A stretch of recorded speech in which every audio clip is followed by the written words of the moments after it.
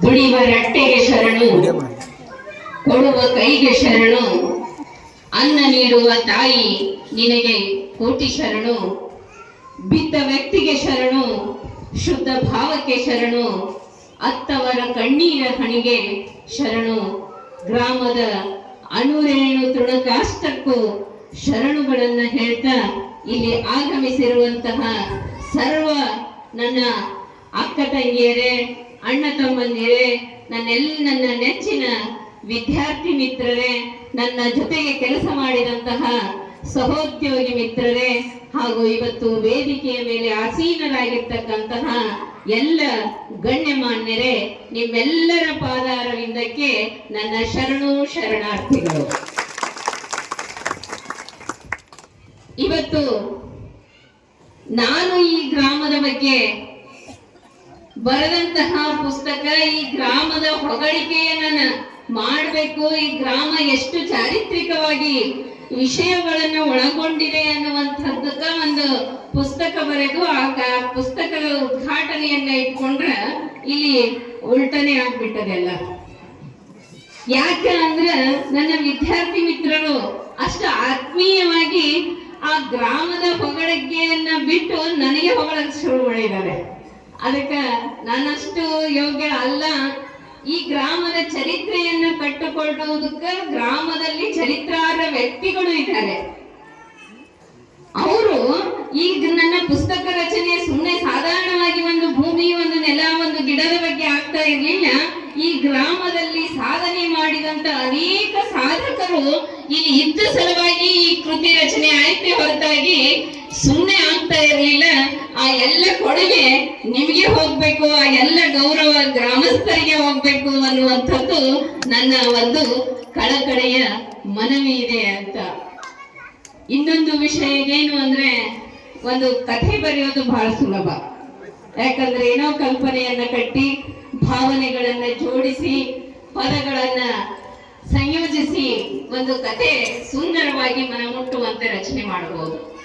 ಅದೇ ರೀತಿ ಒಬ್ಬ ಕವಿ ಕವನವನ್ನ ಬರೆಯಬಹುದು, ಅದನ್ನು ಸುಲಭವಾದಂತ ಮಾತು.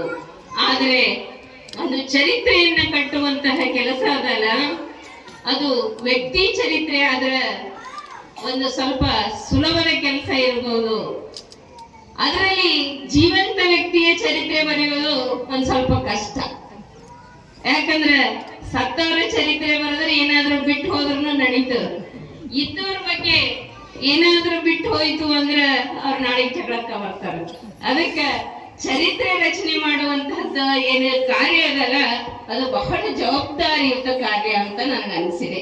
ಯಾಕಂದ್ರೆ ಆ ಜವಾಬ್ದಾರಿಯುತ ಕಾರ್ಯದಲ್ಲಿ ಎರಡು ಕೆಲಸಗಳನ್ನ ಚರಿತ್ರೆ ಬರೆಯುವಂತಹ ಒಂದು ದೊಡ್ಡ ದುಸ್ಸಾಹಸಕ್ಕೆ ನಾನು ಕೈ ಹಾಕಿ ಈ ಅನುಭವವನ್ನ ನಾನು ಪಡ್ಕೊಂಡಿದ್ದೀನಿ.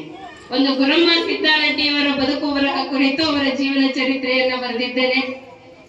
ಅವಾಗ್ಲೂ ಸಹಿತ ಯಾವುದೇ ಒಂದು ವಿಷಯವನ್ನ ಬಿಡ್ಲಾರ್ದಂತೆ ಪ್ರತಿಯೊಂದು ವಿಷಯವನ್ನ ಬರಿಬೇಕಾದ್ರೆ ಎಷ್ಟು ಸಾರಿ ಅದು ಎಷ್ಟು ವರ್ಷಗಳು ತೆಗೆದುಕೊಂಡಿತು ಅಂದ್ರೆ ಅದು 6 ತಿಂಗಳಲ್ಲಿ ಮುಗಿಯುವಂತ ಕೆಲಸ 2 ವರ್ಷ ಆಯ್ತು. ಹೋಗ್ಲಿ, ಆ ವ್ಯಕ್ತಿಗೆ ಒಬ್ಬರಿಗೆ ಸಮಾಧಾನ ಮಾಡಬಹುದು. ಆದರೆ ಈ ಚರಿತ್ರೆ ಅದಲ್ಲ, ಗ್ರಾಮದ ಚರಿತ್ರೆ. ಗ್ರಾಮದಲ್ಲಿ ಹಲವಾರು ವ್ಯಕ್ತಿ, ಹಲವಾರು ವಿಷಯ, ಹಲವಾರು ಸಂಘ ಸಂಸ್ಥೆಗಳು, ಗುಡಿಗುಂಡಾರಗಳು, ಇವ್ರ ಎಲ್ಲದರ ಬಗ್ಗೆ ವಿಷಯವನ್ನ ಕಲೆ ಹಾಕಿ ಈ ಕಟ್ಟುವಂತಹ ಕೆಲಸದಲ್ಲಿ ಯಾವುದಾದ್ರೂ ಒಂದು ನನ್ನ ಹೆಣಿಗೆಯಲ್ಲಿ ಬಿಟ್ಟು ಹೋಯಿತು ಅಂದ್ರೆ ಅದರಷ್ಟು ಶಾಪಗ್ರಸ್ತ ಮತ್ತಾರು ಆಗೋದಿಲ್ಲ. ಅದಕ್ಕೆ ಗ್ರಾಮದ ಚರಿತ್ರೆ ಕಟ್ಟುವುದು ಅತ್ಯಂತ ದುಸ್ಸಾಹಸದ ಕೆಲಸ ಅಂತ ನನಗೆ ಅನಿಸ್ತು ಅಂತ. ಆದರೂ ಸಹಿತ ಕೋಲ್ಮೆಂಟ್ಕುಂದ ಗ್ರಾಮ ಚರಿತ್ರೆಯನ್ನ ಕಟ್ಟುವಲ್ಲಿ ನಾನು ಯಾವ ಕಷ್ಟಗಳು ಅನುಭವಿಸಿಲ್ಲ ಅನ್ನುವಂಥದಕ್ಕ ಇವತ್ತು ನನ್ನ ವಿದ್ಯಾರ್ಥಿಗಳೇ ನನಗೆ ಇವತ್ತು ಸಾಕ್ಷಿಭೂತರಾಗಿ ನನಗೆ ನಿಂತಿದ್ದಾರೆ ಅಂತ. ಯಾಕಂದ್ರೆ ನನಗೆ ಏನೇ ಮಾಹಿತಿ ಬೇಕಾದ್ರೂ ಸಹಿತ ನಾನು ನನ್ನ ಮಕ್ಕಳಿಗೆ ಫೋನ್ ಹಂಚಿ, ನೋಡಪ್ಪ ಇದು ಹಿಂಗದ, ಇವ್ರ ಹತ್ರ ಹೋಗಿ ಸಂಪರ್ಕ ಮಾಡಿ ಈ ವಿಷಯವನ್ನ ಕಲೆ ಹಾಕು ಅಂತ ಹೇಳಿದಾಗ ಅವ್ರು ಸರಳವಾಗಿ ಆ ವಿಷಯವನ್ನ ನನಗೆ ತಂದು ಕೊಡ್ತಿದ್ರು. ಅದರಲ್ಲಿ ಏನೋ ಒಂದು ಹೆಚ್ಚು ಕಮ್ಮಿ ಆದ್ರೆ ನೇರವಾಗಿ ಅವರನ್ನ ಸಂಪರ್ಕವನ್ನ ಮಾಡಿಸ್ತಿದ್ದೆ ಅಂತ. ನಮ್ಮ ಅಪ್ಪರು ಮಾತನಾಡಕ್ಕೆ ಹೇಳಿದ್ರು, ಬನ್ನಳ್ಳಿ ಅಪ್ಪರು, ಇವ್ರು ಕೆಲಸ ಮಾಡಕ್ ಹೋಗ್ಬೇಕಿತ್ತು, ನಾಯವೇ ನೀರು ರೊಕ್ಕ ಕೊಟ್ಟಿಲ್ಲ, ಸರ್ಕಾರದವರೇ ದುಡ್ಡು ಕೊಟ್ಟು ಇವ್ರಿಗೆ ಕೆಲ್ಸಕ್ಕೆ ಹಚ್ಚಿದ್ರು, ಆದ್ರೂ ಸಹಿತ ನಮ್ಮೂರ್ ಬಗ್ಗೆ ಇವ್ರಿಗೆ ಬರಿಬೇಕನ್ನಂಥದ್ದು ಯಾಕೆ ಬಂತು ಅನ್ನುವಂಥದ್ದು. ಅದಕ್ಕೊಬ್ಬರ ಒಂದು ಕಾರಣ ಇದೆ. ಯಾಕೆ ಅಂದ್ರೆ ಸಿದ್ದರಾಮಪ್ಪ ಮಾಸಿಮಾಡಿ ಅವರು ಕನ್ನಡ ಸಾಹಿತ್ಯ ಪರಿಷತ್ತಿನ ಅಧ್ಯಕ್ಷರಾಗಿದ್ದಾಗ ಒಂದು ಗ್ರಾಮ ಒಂದು ಪುಸ್ತಕ 100 ಪುಸ್ತಕ 100 ಗ್ರಾಮ ಅನ್ನುವಂತ ಒಂದು ಶೀರ್ಷಿಕೆ ಅಡಿಯಲ್ಲಿ ಒಬ್ಬೊಬ್ಬರಿಗೆ ಒಂದೊಂದು ಗ್ರಾಮದ ಬಗ್ಗೆ ಬರೆಯೋದಕ್ಕೆ ಹೇಳಿದ್ರು. ಅಂತಹ ಸಂದರ್ಭದಲ್ಲಿ ಅವರು ನನಗೆ ಕೊಟ್ಟಿದ್ದೆ ಯಾವುದು ಅಂದ್ರೆ ಭಾತಮ್ರ ಗ್ರಾಮ, ನಿಮ್ಮ ಹುಟ್ಟೂರಿನ ಬಗ್ಗೆ ಬರೆಯಿರಿ ಅಂತ. ಆದ್ರೆ ನನ್ನ ಹುಟ್ಟೂರಿನ ಬಗ್ಗೆ ನನಗೆ ಹೆಚ್ಚಿನ ಮಾಹಿತಿಗಳನ್ನು ತಿಳ್ಕೊಳ್ಳೋದಕ್ಕೆ ಮುಂಚೆ, ಅವುಗಳನ್ನು ಕಲೆ ಹಾಕಿ ಬರೆಯೋದಕ್ಕಿಂತ ಮುಂಚೆ ನಮ್ಮಣ್ಣ ಸಹೋದರ ರಘುಶಂಕರ್ ಭಾತಮ್ರ ಅವರು ಆ ಕೆಲಸದ ಕಾರ್ಯಕ್ಕೆ ಕೈಗೆ ಎತ್ತಿಕೊಂಡಿದ್ರು. ಹಾಗಾಗಿ ಹೊಸದೊಂದು ಕಾರ್ಯ ಮಾಡ್ಬೇಕು, ನಾನು ಯಾವ ಗ್ರಾಮವನ್ನ ಆಯ್ಕೆ ಮಾಡ್ಕೊಳ್ಬೇಕು, ನಾನು ಇನ್ನು ಮದುವೆನೂ ಆಗಿದ್ದಿಲ್ಲ, ನಾನು ಗಂಡನ ಮನೆ ಕೊಟ್ಟಲ್ಲಿ ಊರಿದರ ಬರಿಬೇಕು ಅಂದ್ರ. ಯಾಕಂದ್ರ ಮದುವೆ ಆಗಿಕ್ಕಿನ ಮುಂಚೆನೆ ನಾನು ನಿಮ್ಮ ಊರೊಳಗೆ ಶಿಕ್ಷಕಿಯಾಗಿ ಬಂದಿದ್ದೆ. ಅದಕ್ಕೆ ನನ್ನ ತಲೆಯಲ್ಲಿ ಏನ್ ಬಂತು ಅಂದ್ರೆ ನಾನು ಹೆಚ್ಚಿನ ಸಮಯವನ್ನ ಈ ಮುಯಕುಂದ ಗ್ರಾಮದಲ್ಲಿ ಕಳೆದಿರುವುದು, ಇದೇ ನನ್ನ ತವರು ಮನೆಯಾಗಿ ನನಗ ಕಾಣಿಸ್ಕೊಳ್ತು.